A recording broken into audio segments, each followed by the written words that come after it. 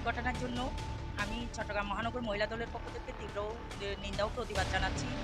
মহানগর মহিলা দলের জয়েন্ট সেক্রেটারি আজকে উনি যে আমাদের মহানগর বিএনপির আহ্বায়ক আলহাজ এরশাদুল্লাহ ভাই ৮ আসনের অভিভাবক, উনাকে ভারপ্রাপ্ত চেয়ারম্যান সম্মানিত করেছেন, উনাকে নমিনেশন দিয়েছেন। উনি আসলে একজন ভালো মানুষ, উনি ভালো মানুষ, স্বচ্ছ এবং ত্যাগী একজন নেতা। ওনার সাথে আসলে শত্রুতামি থাকবে এই জিনিসটা আমরা বিলিভ করতেও পারতেছি না, কারণ উনি জনগণের জন্য রাজনীতি করে, সাধারণ মানুষের জন্য রাজনীতি করে এবং সাধারণ মানুষের পাশাপাশি থাকার জন্য উনি রাজনীতিতে উনি সক্রিয় ভূমিকা পালন করতেছে।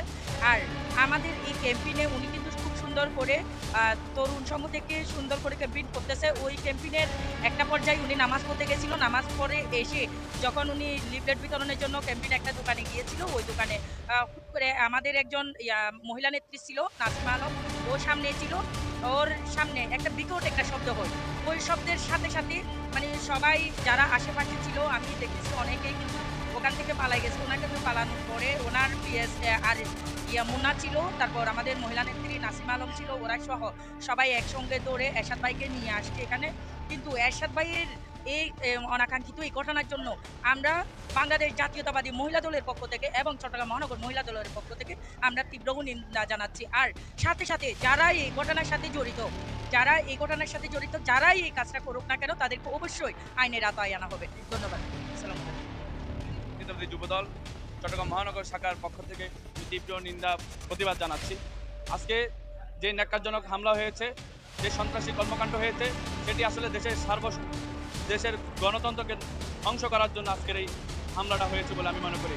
আসন্ন ত্রয়োদশ জাতীয় সংসদ নির্বাচনকে বানচাল করার জন্য সন্ত্রাসী দিয়ে আজকে বাংলাদেশ জাতীয়তাবাদী দল চট্টগ্রাম মহানগর বিএনপির সংগ্রামী আহ্বায়ক, চট্টগ্রাম ৮ আসন বিএনপির মনোনীত প্রার্থী জনাব এরশাদুল্লাহর উপরে যে ন্যাক্কারজনক সন্ত্রাসী হামলা করেছে তার তীব্র নিন্দা প্রতিবাদ জানাচ্ছি। আমি প্রশাসনের প্রতি দৃষ্টি আকর্ষণ করে বলছি, বাংলাদেশের কোনো ধরনের আগামী নির্বাচনকে কেন্দ্র করে কোনো সন্ত্রাসী যাতে কোনো সন্ত্রাসী কর্মকাণ্ড করতে না পারে, এখনই পুলিশ প্রশাসন সমস্ত আইন শৃঙ্খলা বাহিনীকে উদাত্ত আহ্বান জানাচ্ছি, সকল সন্ত্রাসীদেরকে অনতিবিলম্বে গ্রেপ্তার করে আইনের আওতায় তুলে দেওয়া হোক।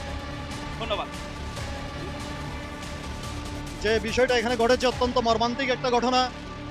আমি চট্টগ্রাম আদালতের একজন আইনজীবী হিসেবে বলতে চাই, দেশের আইন শৃঙ্খলা পরিস্থিতিকে অস্থিতিশীল করার জন্য গুপ্ত সংগঠনের হয়তো কারো ইন্ধন থাকতে পারে, পতিত স্বৈরাচারের ইন্ধন থাকতে পারে, নচেত আমাদের এরশাদুল্লাহ ভাই ওনাকে নিয়ে ওনার গণসংযোগে এরূপ ন্যাক্কারজনক ঘটাতে এটা মেনে নিবে না।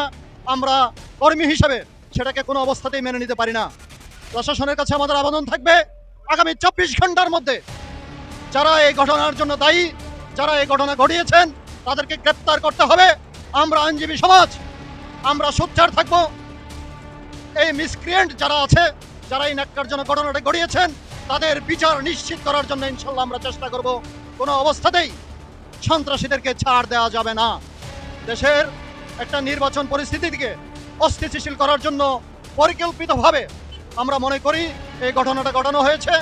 এটা কোনো সাধারণ ঘটনা নয়, সারা বাংলাদেশের বিরুদ্ধে আমি মনে করি এটা একটা ষড়যন্ত্র। সেই ষড়যন্ত্রকে নস্যাৎ করতে হবে।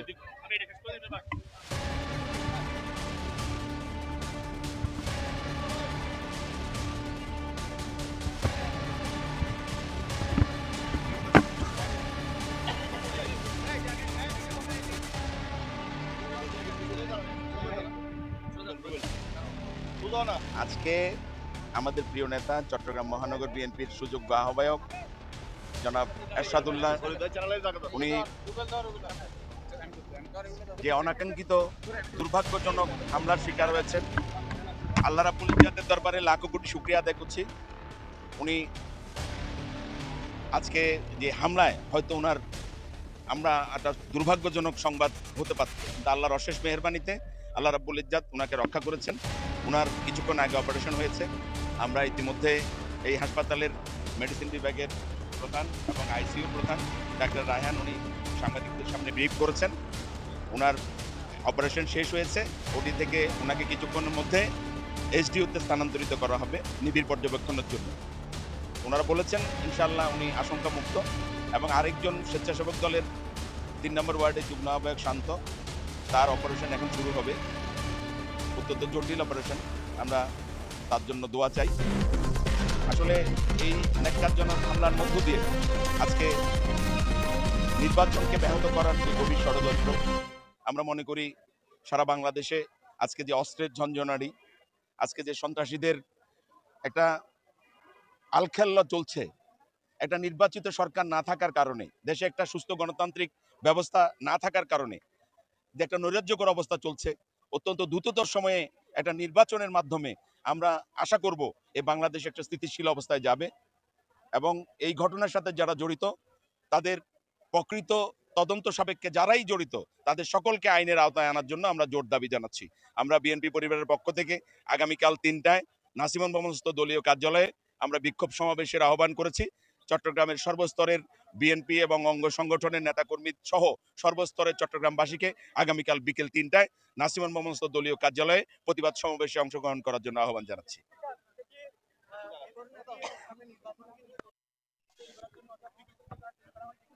অবশ্যই অবশ্যই এটা নির্বাচন বানচাল করার গভীর ষড়যন্ত্রের অংশ।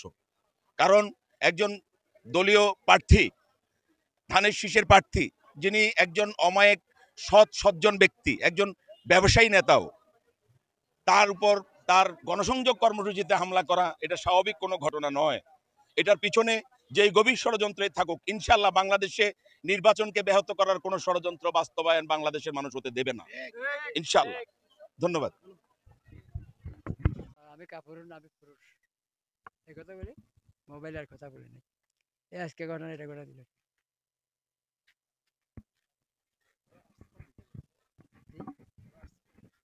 ঠিক আছে, আমি এটা দেখি না, দূর দেশে দেখছি এই দিক থেকে, অনেকে বলছে এই দিক থেকে আসছে না। রেহান গ্রুপ এটা, এটা তো এখন হালা হালা ফ্যান বিন্দু বা গুলিরা বাসার হারা দেখিব মানুষ দেয়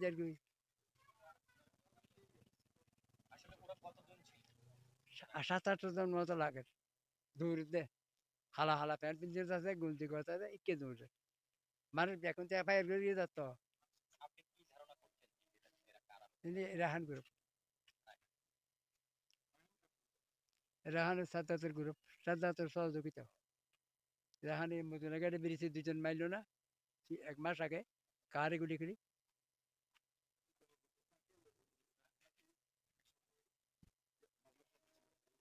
না। রেহান হলো বাসা লাগে আর বাবলার ধন্দা হইলো বালের ব্যবসা, এদেরকে দিতে হবে, টাকা দিতে হবে, এটা অনেক আগে থেকে করতেছে। প্রথম মারছে একজন তাসির উদুরপাড়া, বুড়ির নাতি নিজে গুলি করছে দিনের 4টা বাজে। এরপরে মুদিরিপাড়া আনিস, একটা ট্যাক্সি ড্রাইভার।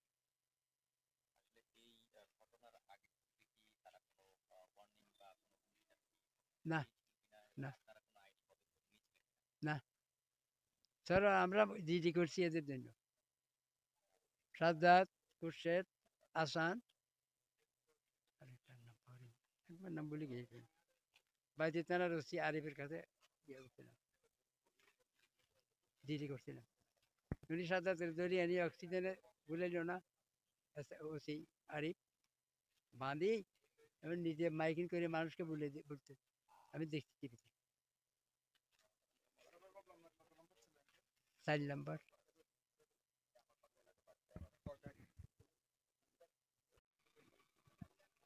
এতক্ষণ শুনছিলেন যেই গুলিতে নিহত যেই সরোয়ার বাবলা বিএনপির একজন কর্মী ও কর্মী ছিলেন, তার বাবার মুখে আমরা এত সময় শুনছিলাম যে তার মৃত্যুর বিবরণটা।